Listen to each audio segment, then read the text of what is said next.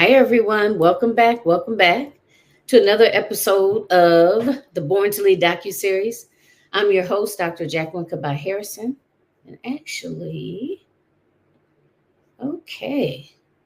So I hope you guys are really enjoying this whole the Born to Lead episodes. They are so awesome.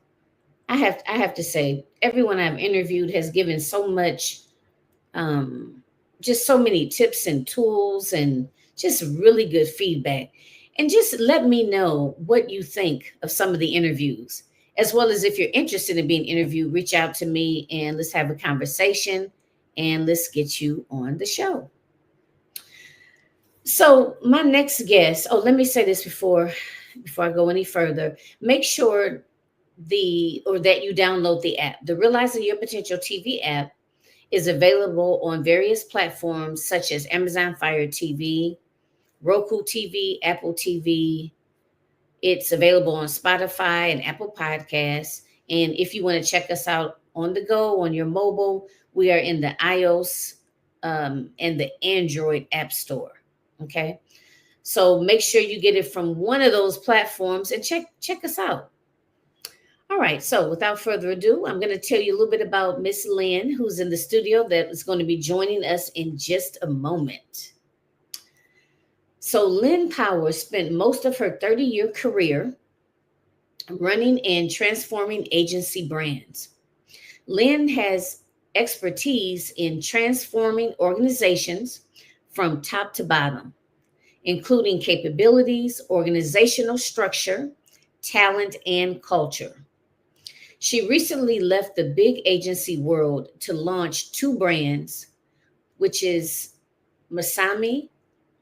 Well, she'll correct me on that when she comes on. Masami, a premium clean hair care brand, which launched in February 2020, and Isle de Nature, bee powered home fragrance, which launched in September 2020. So a lot going on there during the lockdown.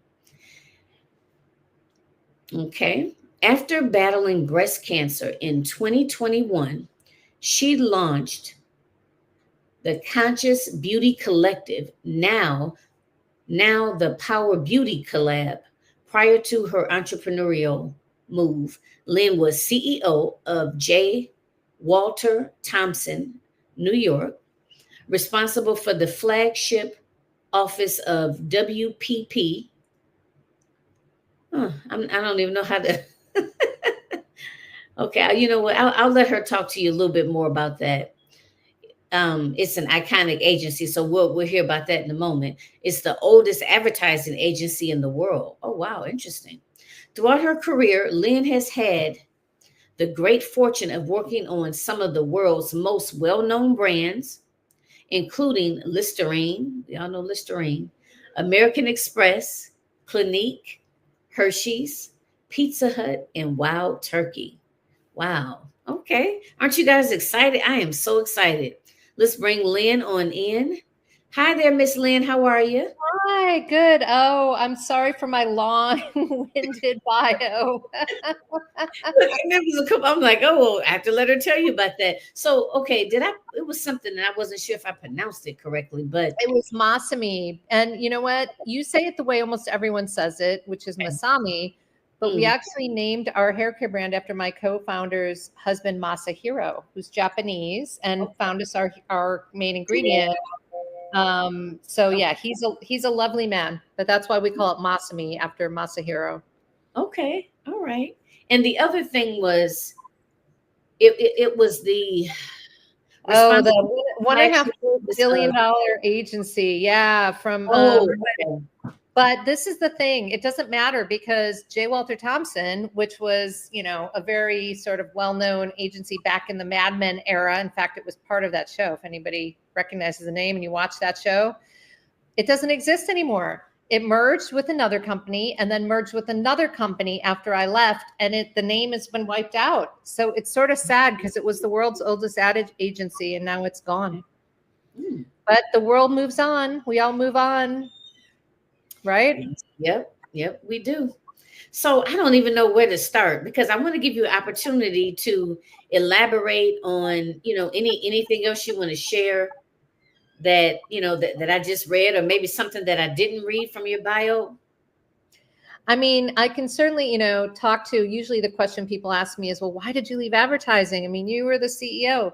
But what I will say to that is, being the CEO sometimes is not all that. It's not as glamorous as people think. You actually are dealing with a lot of problems. Usually the fires that other people can't put out, they dump on your desk. And so I was kind of just feeling like I wanted to get back to doing what I love, which is building brands. Hence why I kind of went crazy in 2020, launching 2 brands. And then, of course, I got cancer a year later. So then I had to kind of rethink that a little bit. And I ended up parking my home fragrance brand, Ile de Nature, like on the side a little bit because I just didn't have the bandwidth to do everything. Having said that, then I launched another thing, which was the Conscious Beauty Collective, which we've rebranded since to the Power Beauty Club. But that is basically a group of about 60 indie beauty and wellness brands. And we do a lot of co-marketing and pop-ups to help each other grow. And that has been really fun. So I'm spending a lot of time doing that because I love working with other founders. I love supporting brands that have a mission. We're all clean. We're all community minded. We're sustainably minded. We give back. It's kind of, I guess that you could say I'm atoning for all my years of pushing, toxic products without realizing it in advertising. Okay. That sounds awesome. Like the indie brands and all of you guys coming together and cross promoting, and I would assume like supporting each other, because like when you come together like that, maybe, this person is having difficulty in this area, and she's able to, someone in the group is able to say, hey, well, I dealt with that before, and this is what I did. Maybe this will work from you. Kind of like a think tank. I like that. And everybody's supporting one another. That sounds awesome. Well, you know what? It's an interesting mindset shift because it used to be that this would never have happened pre-COVID, I don't think, because people were too much like, oh, but we're competitors. And it's like, well, wait a minute. Think about how small we are and think about how many people there are that need skincare and hair care. There's enough for all of us. Trust me. Like, we don't have to be competitors. And I think now people kind of get that. Every now and then I'll have a founder who will join and then be like, but I want exclusivity for my category. It's like, no, that doesn't work that way. But it's been really good for that reason that you're saying. Like, the amount of things that we share, we share a lot of things that work for us, but we also importantly share the things that don't work for us. And that can be just as valuable to like, don't work with these people, or don't do this thing that everyone tells you should do, or, whatever it is. It's almost kind of like working with a lot of different coaches because, like when you go to like a business coach, what do, right? They kind of tell you what they did that didn't work in the past, or some of their other clients did that didn't work in the past. So you don't, so you can kind of bypass that or learn from that. So it seems kind of similar to me, if it's utilized properly. So yeah, I like that. Okay. Yeah. And it's almost all women. I was just going to say, we're almost all women in the group too. It wasn't intentional, but I think, well, it's beauty. So it skews to women anyway, but we do have, how many men do we have now? 1, 2, we have about 65 brands, and there's like, I think 2 men out of the 65. Okay. All right. That's me being inclusive, letting the guys in. All right. I got a chuckle on that one. Right? So it sounds like, I know you said that your jam, if you will, is branding, right? Yes. Okay. So do you have two loves, like the beauty and the branding? So, when I fell into advertising. I did not go to school for that. I actually went to school and had a criminal justice and English major, and I wanted to go in the FBI and be Clarice Starling. Well, that didn't work. Oh my God, me too. Really? I mean, not her, but when I was younger. Oh, yeah. Not literally her, but Yeah, I want to But be an FBI agent. Yeah. well, maybe there's still chance. Maybe we could be Charlie's Angels now. I don't know. But anyway, well, that didn't work. I ended up falling into this advertising career by accident and Okay. loving it. And what I really love about it, which is not so different than the chasing serial killer route, is problem solving. Okay. Like that's what you really do in marketing. You're thinking about problems all day and trying to solve them and using creativity as a business tool. And that to me was really exciting. It's like you can really, and that's also kind of what I did with the Conscious Beauty Collective. The problem I was solving there was very tough for us small indie brands to get into retail. How can we join forces to actually have a presence and do that? Now we have 14 locations, but so yeah, so so I love the problem solving aspect. And then I also found myself throughout my career working on beauty over and over again, because I've worked on all these different categories. I've worked on so many different things, but then I find myself working on L'Oreal or Clinique or Nexus or Noxema, which is very toxic, by the way. But Is like it? all these, but all these different brands. And of course, none of them are clean by today's standards, but we didn't know that at the time. But I really loved working on beauty because it's this really interesting kind of intersection of emotional thinking and rational thinking kind of coming together. Because when you really think about beauty, you're selling somebody hope, essentially, and confidence, and they feel like L'Oreal's I'm worth it. That's a big part of the beauty industry. But there's also the rational underpinning, because people usually like to have a rational excuse to make an emotional decision. So it's like you see the before and after, and oh my God, that looks amazing. That works. I'm going to do it, but like it's just an interesting blend of these different psychologies of persuasion, I guess, that I really enjoy. Okay. I never really thought too much about the whole beauty industry, to be honest with you. And I guess if you would like to see me in But person, you would know, you would already know that. But yeah, so okay. But and I hadn't really thought about that. You said coming together, you said between a rational decision and and emotional yeah. coming together. Okay. Hmm. And there are plenty of, I mean, almost every decision we make has got some blend of those two things in Okay. reality. In marketing and advertising, you're trying to figure out how to crack that. But I found beauty to be especially tricky. And maybe that's why I like it, because it's like a hard problem to solve. Beauty is very crowded. There's tons and tons and tons of products. So you're trying to break through. And, you know, yeah, there's just so many things to think about, right? Your actual formulations, your packaging, your promise, your target audience, your marketing strategy, all this stuff. And it's evolving all the time. And so, when we launched, I mean, I don't have investors, so I'm totally self-funded. And you do things differently when you're a bootstrap business than when I was in the corporate world and I was spending other people's money, and, they had big budgets. So Right. now I'm super scrappy, right? And a lot of the things we do are really about creating engagement and trying to tell our story, but finding ways to do it that are, scrappy. I love doing podcasts, but we also obviously do lots of content. We're very active on social. You know, I like Pinterest, even though it's not like the place. But there's lots of places you can engage people, and that's the fun thing for me. Okay, you enjoyed that part.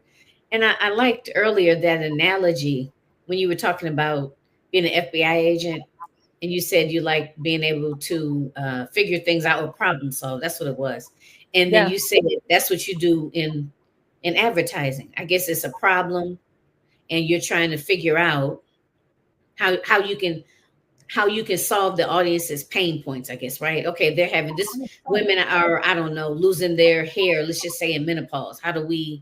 how do we, what type of solution do we have for that? I hadn't really thought of it like that. Okay.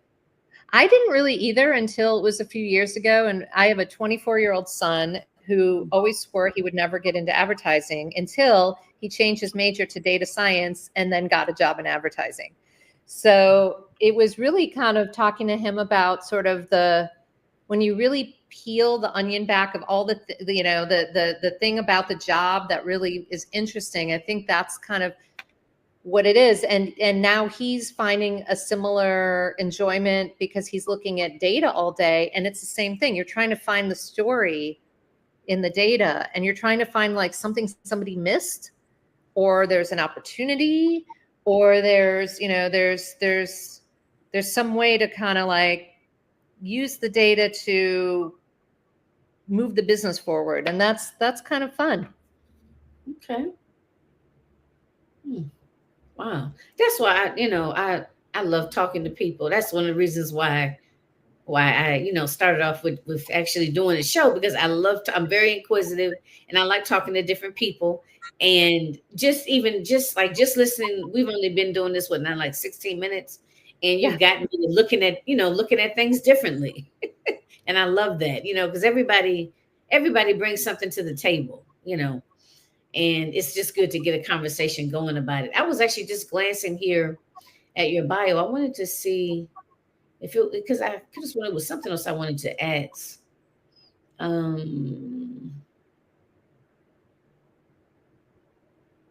So right now, I know you talked about the pop-up. Yeah. The indie group that you have. What else do you primarily do now? Because you're not in corporate, you're not with these big companies anymore. Yeah. So Masami is my baby right now. So that's what I'm spending the bulk of my time doing. And that's our hair care brand. In fact, see, I'm wearing my little Masami Masami shirt today. But that is it really, like, it is a big full-time job launching a business. And, I have a lot of other beauty entrepreneurs, and some of them are part of our collective, who will work so hard on the formulas and think that they've like cracked it, and then they'll put it out in the world. And then guess what happens? Crickets, nothing, because you have to do all the marketing. You can't just expect people to, fall in love with your brand because you think it's amazing. And so it is a full-time job, 24/7, and when you're an entrepreneur, it's like, there's no one to, well, some entrepreneurs get more help, but I'm essentially a solopreneur. And so you don't have resources or help to like figure stuff out. You just got to do it. But on the flip side, the positive is you're in control. I'm not tied to a desk or tied to an office. I can travel, which I'm doing a ton of these days. Like, you can kind of wrangle back your life the way you want to make it, and make your work for your life, not your life work for your work, if that makes sense. Yes, it does. Yep. Okay. Absolutely. I totally. I'm still in the have a 9 to 5, but the goal is to, eventually transition out, so I can basically, set it up the way I want to set it up. Yeah. Instead of having, someone tell me I have to be, somewhere sitting, in an office for, so many hours a day, and then, be expected to take paperwork home, because they want it done. They don't care if you do it on your own time. They just want it done, so. Right. Totally. I totally get that. So leadership. We're going to chat a little bit about leadership. So I do have a couple of questions, but I want to open it up to maybe if you share with the audience why you decided to be a part of this docuseries, and why do you think it's important to have a conversation about leadership? Let's start there. Yeah. So, throughout my advertising career, I worked with lots of great leaders, lots of terrible leaders, and early in my career, mostly men. And I found that now I'm old, right? Like I started my job in 1989 before there was like email.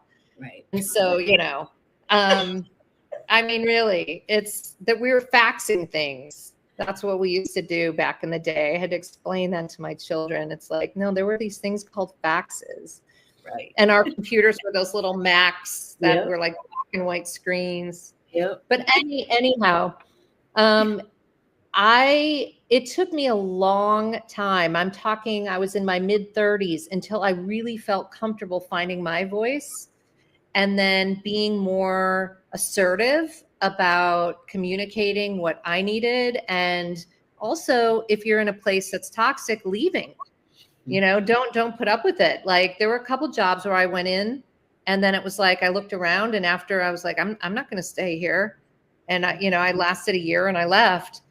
But I think it took me a long time to get there. And so if I can help other women shortcut that and not have to go through that learning curve, then I'm super happy about that because, I feel like it's still, even today, all these years later, it's still harder for women to find their voice and to feel like they can be themselves and express themselves without being branded, a bitch or something else or being difficult or, all these things that we're called. And it's frustrating that, there's still that divide, I guess. Right. All of those negative terms, like you said, she's bossy or the B word, or Yeah. she'll tell somebody what to do. And, it's just like you said, it's just all the pushback. And you get the pushback from men and women, Oh, yes. you Some of know. my worst bosses were women. Absolutely. And I feel like women can be super catty and super competitive. But then there are the women who really lift each other up. And then when you find those women, it's just a joy, right? And so I'm trying to help other women kind of, again, it's a little bit of how the mindset is around my collective, like collaboration, not competition. We don't have to fight amongst ourselves. Let's just lift everyone up. But some people are not wired that way. And some people were trained or taught different leadership approaches or they thought they had to emulate the man in the company who was at the top and kind of like, okay, that's how he's doing it. But think about it. If we all emulated our leadership, look who our leader is now. I mean, right? Very different leadership style. Very different leadership style. So, it's really about finding your own style and your own voice that works for you and not feeling like you have to look around and go, well, that's what's getting ahead. I have to be like that. It's like, no, you don't. So if there were some women listening, I say women because my audience, the network is under the umbrella of personal, professional, and leadership development. But my particular audience is more so women entrepreneurs. I'll say maybe between the ages of 35, 40, up to about 60, Yeah. 65. So how did you find your leadership voice? I mean, what was helpful for you in getting to where you are today? Yeah. I mean, I think a few things. Okay. There was always this perception that I had when I was starting in the workforce that everyone above me was way smarter. And that it's almost like the Wizard of Oz, where, you think there's somebody doing all this stuff and then you pull the curtain back and wait, that's what it is? Oh, and so that's really for me when I really started to get exposure to senior management when I was sort of in, a mid-level person. And I started to realize, actually, these people are not geniuses. They're not better than me. They're not smart. Right. And yes, some of them you're like, how the hell did they get that job? So once I kind of had that epiphany, it really helped me feel more comfortable speaking up because I realized that, wait a minute, actually what I have to say is, I think even better than what that guy is saying over there. but it takes some time because, you know, you start to do that. And at first people kind of look at you a little, but you start to hone your voice and you start to feel more comfortable and you start to speak up. The other thing that I started doing too late in my career, so this is advice to any other entrepreneurs who are sort of in this situation, if you're working with other people or if you've got an investor, a boss or whatever, put out in the universe what your expectations are for yourself, for your job, for your relationships, because people don't know. And I wrongly assumed much of my career that my work would speak for itself just because you do a really good job. But in fact, that's not the person who gets promoted a lot of times. It's not the person who's got their head down doing a really good job. It tends to be the person who is the squeaky wheel. But translate that to the entrepreneur world, whether you've got partners, like I said, you have to be on the same page and you have to be clear about what you want and need. And that's the best way for it to work. And it sounds so obvious, right? It's like, no kidding. But so many people don't do that. They're afraid to speak up. They don't want to hurt someone's feelings, or they feel like this is the big issue for women, but I haven't mastered everything yet. So how could I ask for more? Right. Because I haven't even, and you're like, wait a minute, but look around. Is that guy mastered everything yet?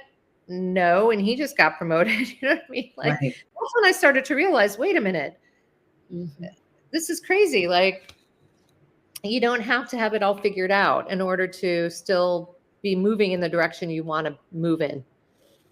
You know, that's funny that you mentioned that because, you know, in talking with women, just interviewing women, not just for the docuseries, but just in general, it comes up that, like, let's just say if it was a job that you wanted to apply for, that if it was, I don't know, maybe 20 qualifications on there, that a man would look at that, he can have maybe 10, 8 or 10 of those, and he still will confidently apply for the job. But whereas a woman, if she didn't check off just close to all 20, oh, I'm not qualified for that job, you know? So, it's interesting, but just kind of goes into the way, I guess, society trains us differently,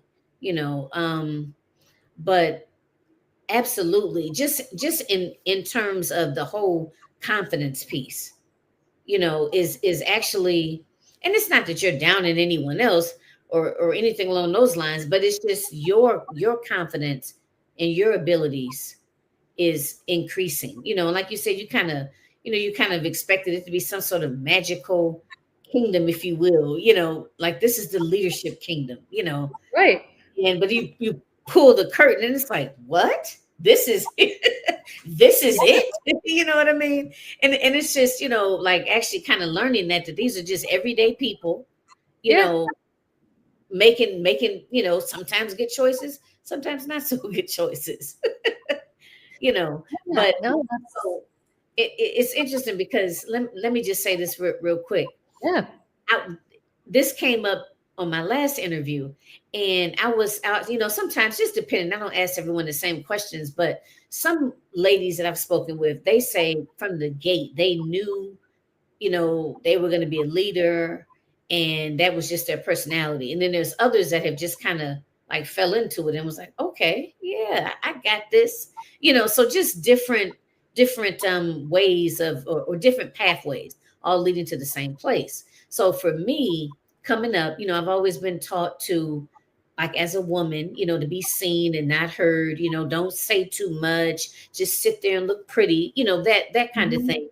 And looking around, I didn't see, when I looked at my, my grandmother, my mother, my aunts, none of them had any sort of, leadership roles, and no one was even talking about anything along those lines, and really it's just about having a voice, because for the longest time, I didn't even think I had anything of importance to even say, right?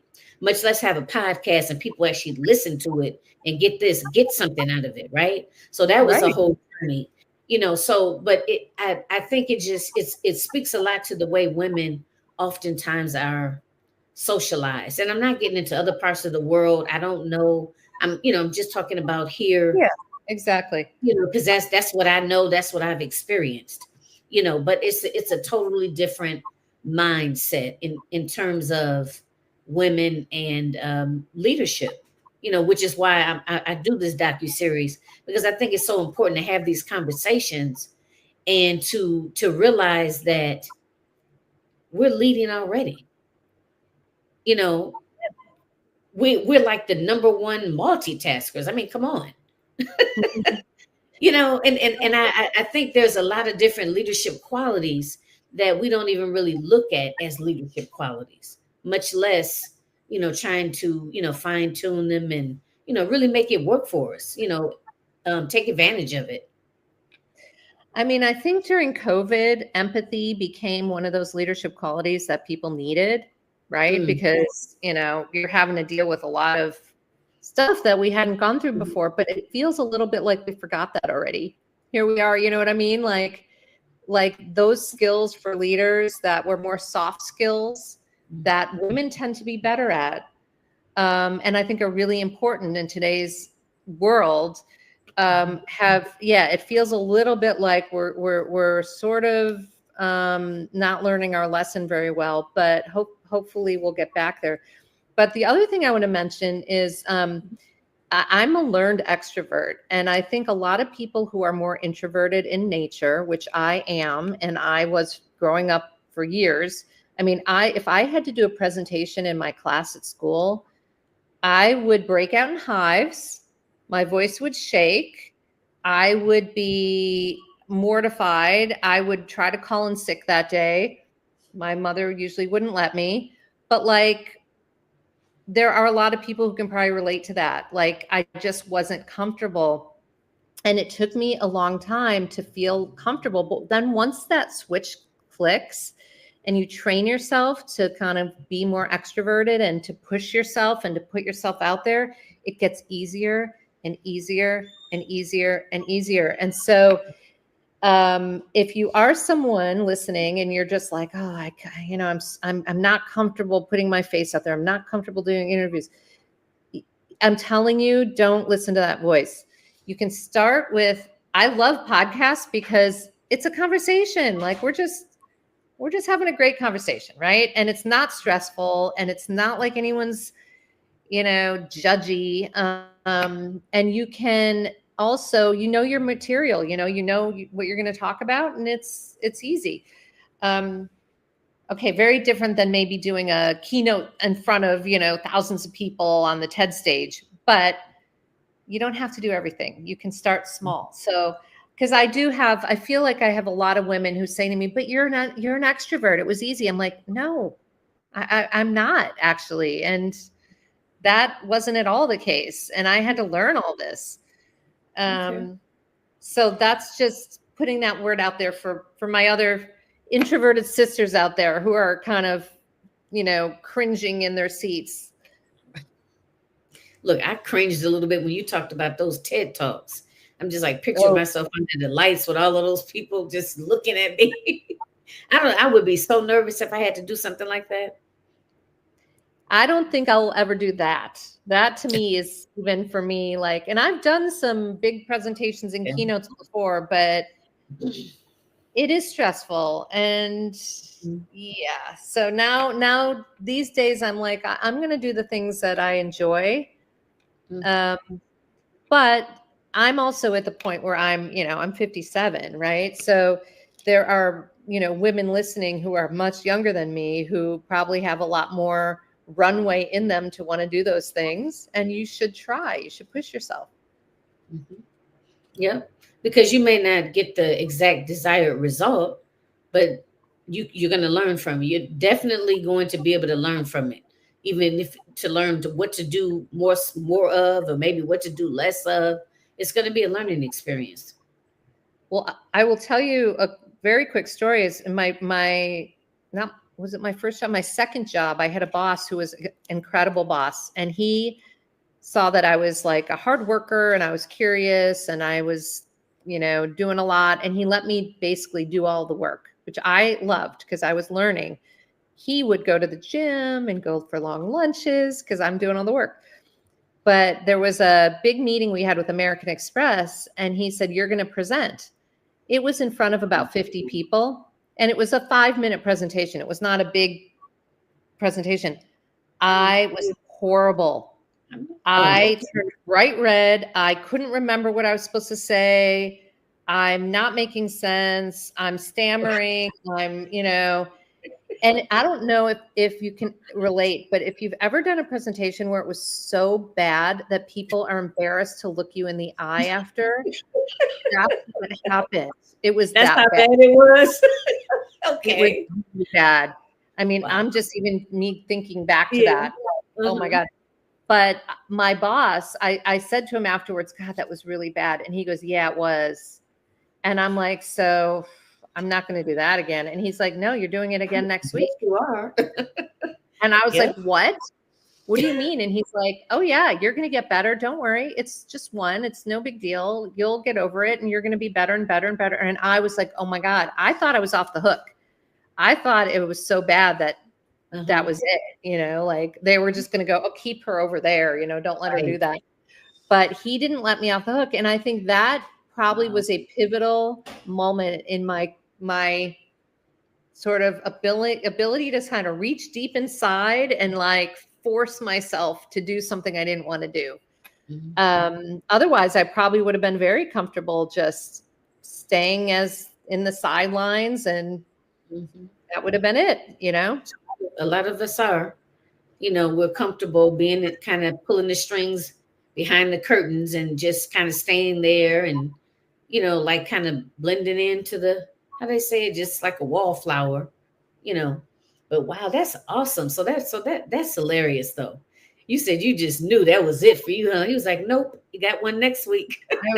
I literally was like, no, You were like, did you just witness that? Didn't you? What happened in there? exactly. But Wow. that's a good boss, because That's how other you people, learn. exactly. And I think other people would have just been like, that's, she's not good at that. That's not her skill set. Let's put her, and I wouldn't have gotten another chance. And so, um, even though it was horrible at the time, I do appreciate, here I am telling the story. So I do appreciate, sometimes you have to push people. And also as a leader, sometimes you have to do that to people too. And you Yep. have to give people the grace when they fail, and you have to kind of say to them, look, and that was a learning for me, because I had to also learn to be kind of a more forgiving leader, if you will. Mm. And people are also like, we're all human. People go through things. People sometimes are going through personal stuff and they're not telling you exactly what's going on with them, and you don't know. And so, you know, I always try to say, give people the benefit of the doubt. And then, yes, sometimes they will disappoint you more than once, and you'll learn that lesson too. But sometimes they'll surprise you and they'll step up. You never know. Hmm. Yeah, but I mean, like you said, kind of giving them that space to fail, so to speak, or to not meet the mark. You know, because you don't want. I mean, you want people to give it a try. You don't. And the best way to do that, or one way not to achieve that result is to not allow them, not give them that grace. You know, you know what I mean? I mean, letting them Absolutely. know that I believe in you, you can do this. And no, it wasn't perfect, but you're going to do it again and you'll get better as you go along. But it's something about the comfort in that. Because I'm just thinking to my supervisor, I know she would never be watching this, but to my supervisor, I'm thinking of my current supervisor versus Yeah. my one I had previously. The one that I had previously, it was you were always expected to meet the mark. I mean, and if you didn't, it was you would have thought I was doing brain surgery and someone died Right. on the table, you know.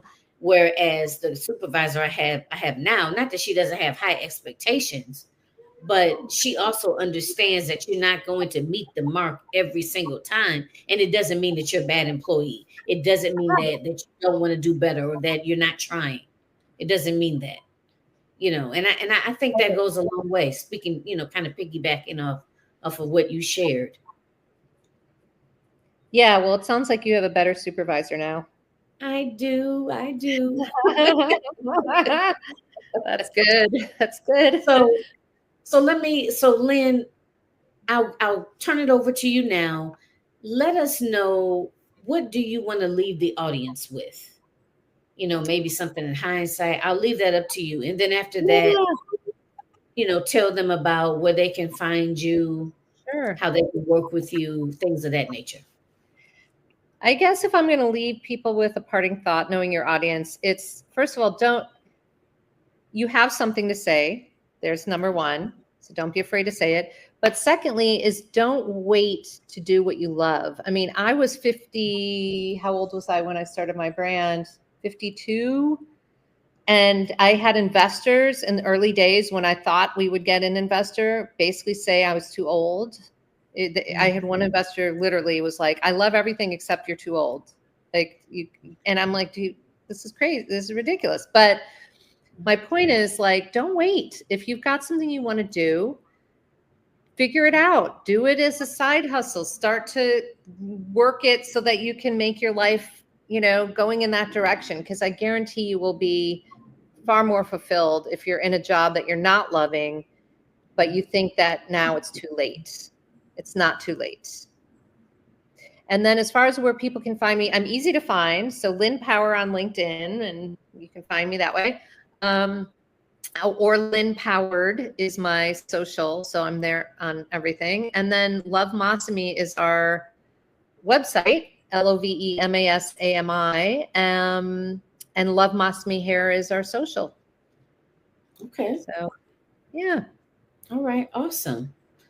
Well, Lynn, thank you so much for being on the show.